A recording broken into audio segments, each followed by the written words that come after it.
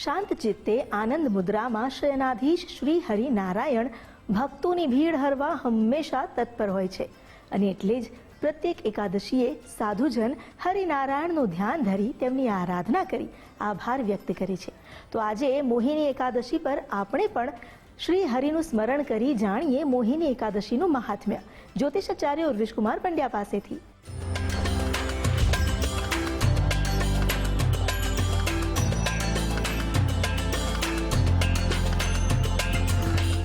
પદ્માનને પદ્મે પદ્મપત્રે પદ્મપ્રિયે પદ્મદદાતલાક્ષે વિશ્વપ્રિયે વિષ્ણુમનોનુકૂલે ત્વદપાદ પદ્મમ મય સન્નિધસ્થ. નમો નમઃ. તમારા બધાનું સ્વાગત કરું છું આધ્યાત્મિક મહાશક્તિમાં. આજે મોહિની એકાદશી. મોહિની એકાદશી જે મોહ પમાડે છે, પણ કોના કારણે? ધર્મના રક્ષણ માટે. અને એટલા માટે અહીંયા પણ બે ગાથાઓ જોવા મળે છે કે જે મોહ પમાડવા સાથે જેના કેન્દ્રમાં કેવળ અને કેવળ ધર્મના સંચરણની વ્યાખ્યા છે. તો યુધિષ્ઠિર મહારાજના પ્રશ્નોના રૂપમાં ભગવાન શ્રી કૃષ્ણએ જે ઉત્તરો આપ્યા અને એમાં જે એકાદશી વ્રતની વાત કરવામાં આવી છે, એમાંથી આ એક ઉત્તમ એકાદશી એટલે મોહિની એકાદશી. સરસ્વતી નદીના કિનારે ભદ્રાવતી નગરીમાં ચંદ્રવંશી રાજા દ્યુતિમાન રાજ કરતા હતા અને એ રાજ્યના અંદર ધનપાલ નામનો જે વૈશ્ય છે એ પોતાના 5 સંતાનો સાથે રહેતા હતા. ધનપાલ અને રાજા બંને સન્નિષ્ઠ મિત્ર. બંનેના કેન્દ્રમાં એક જ ક્રિયા, અન્યનું કલ્યાણ કેવી રીતે થાય એવી ભાવના.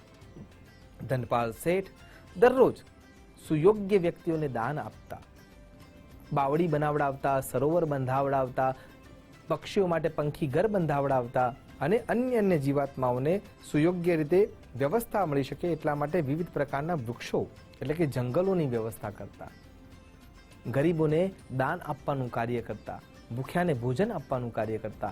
એમના 5 સંતાનો હતા. એ 5 સંતાનોમાં સુમના, દ્યુતિ, મેધાવી, સુકૃત અને દૃષ્ટ બુદ્ધિ નામના સંતાનો હતા. દૃષ્ટ બુદ્ધિ આવું કોઈ નામ આપી શકે ખરા? પણ એનો અર્થ થોડો અલગ થાય છે. જે દૃષ્ટતાને દૂર કરી શકે એવી જેની પાસે બુદ્ધિ છે એવું સંતાન, એ હેતુથી એને આ નામ આપવામાં આવ્યું હતું. પણ એનો જે ઓપોઝિટ અર્થ થાય છે દુષ્ટ બુદ્ધિ, એ પ્રમાણે એના લક્ષણો થવા લાગ્યા.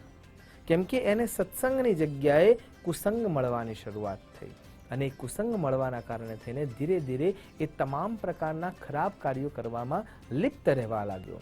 ચોરી ચકારી, કોઈનું ધન છીનવી લેવું, એનાથી આગળ પણ કોઈને મારવા, એનાથી આગળ પણ કોઈ અયોગ્ય વ્યક્તિઓ સાથે રમણ કરવું, ગણિકાઓ સાથે ફરવું, આ તમામ પ્રકારના કુલિષ્ઠ કાર્યો એમાં એ રત રહેવા લાગ્યો. જ્યારે ધનપાલ શેઠને આ વાતની ખબર પડે છે, એ પોતાના સંતાનને ત્યજી દે છે, છોડી દે છે અને એના કારણે થઈને દર ભટકતો આ વ્યક્તિ થઈ જાય છે.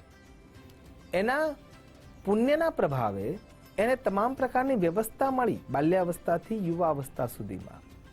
પણ જેમ જેમ કુસંગ વધતો ગયો એમ એમ એના જીવનના અંદર પરિવર્તન આવવા લાગ્યું. પણ એના કેન્દ્રમાં, એના મૂળમાં, એના અંદર જે સંચરિત થયેલું જે રક્ત છે એના અંદર ક્યાંક ને ક્યાંક પુણ્યનો પ્રભાવ છે. સુયોગ્ય સંસ્કારો તો પડેલા જ છે, બસ જરૂર છે એને જ્ઞાનરૂપી પવનની.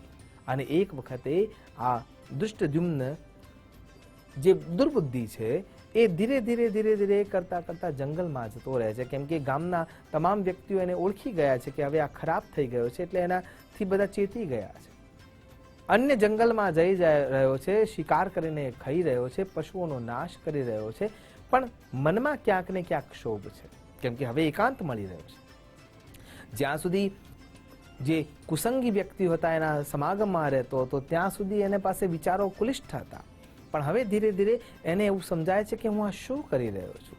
અને આવી અવસ્થામાં જ્યારે એ વિચાર કરતો હોય છે, નદી કિનારે સવારના સમયમાં સ્નાન કરવા માટે જઈ રહ્યો હોય છે અને એ વખતે સામેથી સ્નાન કરીને કૌંડિલ્ય ઋષિ આવી રહ્યા છે. એ જ્ઞાનવંત તપસ્સરિયાથી રત જે કૌંડિલ્ય ઋષિ છે, એ ઋષિના શરીર ઉપર રહેલું જે ઉત્તરીય છે એના જે છાંટા એના ઉપર પડે છે, એના માધ્યમથી, એના સ્પર્શ માધ્યમથી એના વિચારો બદલાઈ જાય છે. એને ભાન થાય છે કે મેં ખોટું કાર્ય કર્યું છે અને જે પુરાતન સમયના જે વિચારો હતા એ જાગૃત થઈ જાય છે, એ સંસ્કારો જાગૃત થાય છે અને ઋષિના ચરણોમાં પડીને માફી માગે છે અને કહે છે કે મેં બહુ ખોટા કાર્યો કર્યા, મને પવિત્રતા પ્રાપ્ત કરવી છે, રસ્તો બતાવો. અને એ વખતે કૌંડિલ્ય ઋષિ એમ કહે છે કે મોહિની એકાદશીનું વ્રત વિધિ વિધાન કરવાથી તને ઉત્તમ ગતિ પ્રાપ્ત થઈ શકશે. અને એ જ પ્રમાણે સશબ્દ વ્રતનું પાલન કરે છે અને એને મુક્તિ મળી જાય છે. આ પ્રથમ ઘટના છે. દ્વિતીય ઘટના સમુદ્ર મંથન વખતની છે કે જેના અંદર સમુદ્રમાંથી હળાહળ વિષ નીકળ્યું તો ભગવાન સાંબ સદા શિવે એને ગ્રહણ કરી લીધું. અન્ય રત્નો નીકળ્યા તો એ બધા જ દેવોમાં અને દૈત્યોમાં વહેંચાઈ ગયા. અને છેલ્લે જ્યારે અમૃત કળશ લઈને ધન્વંતરી ભગવાન નીકળે છે, એટલે કે બંને જણા દેવો અને દાનવો એને પ્રાપ્ત કરવા માટે ખેંચાખેંચ કરી રહ્યા છે.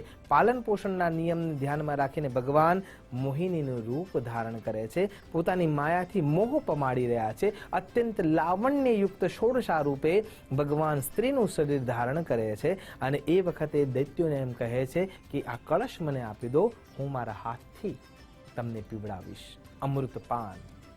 બધા તૈયાર થઈ જાય છે કેમ કે એનો મોહ તૈયાર થઈ ગયો છે, એના શરીરનું લાવણ્ય એમને આંજી રહ્યું છે. અને એ વખતે દેવોની લાઈનમાં બેસી જાય છે, દૈત્યોની લાઈનમાં બેસી જાય છે.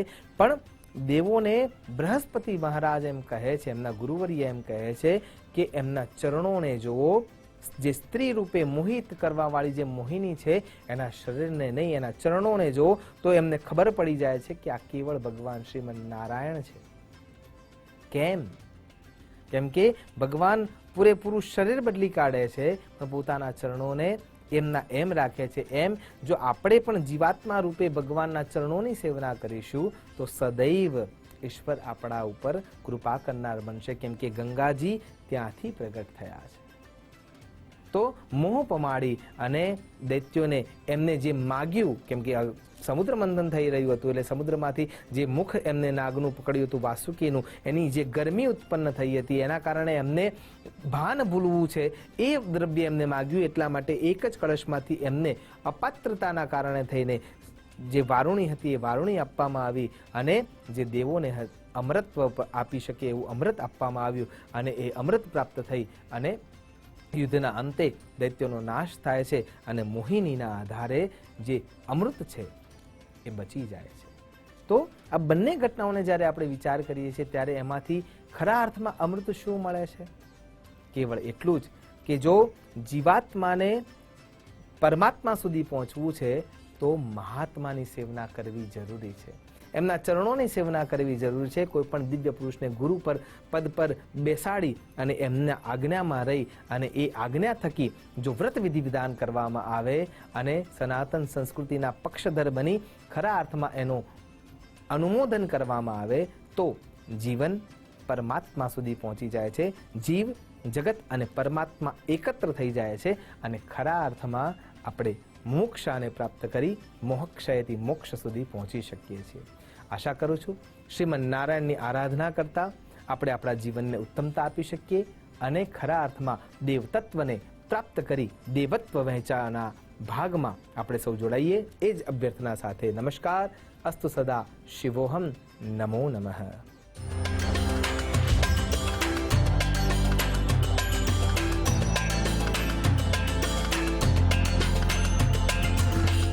એક બિલીપત્રથી પણ કલ્યાણના દેવ તો રાજી થઈ જાય છે.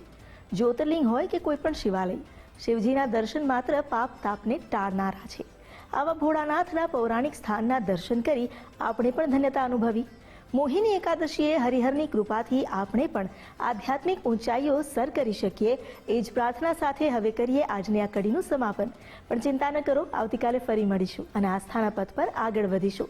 ત્યાં સુધી મને રજા આપશો. નમસ્કાર. આપના પ્રતિભાવ અને સુઝાવ આપ અમને મોકલી શકો છો આ સરનામે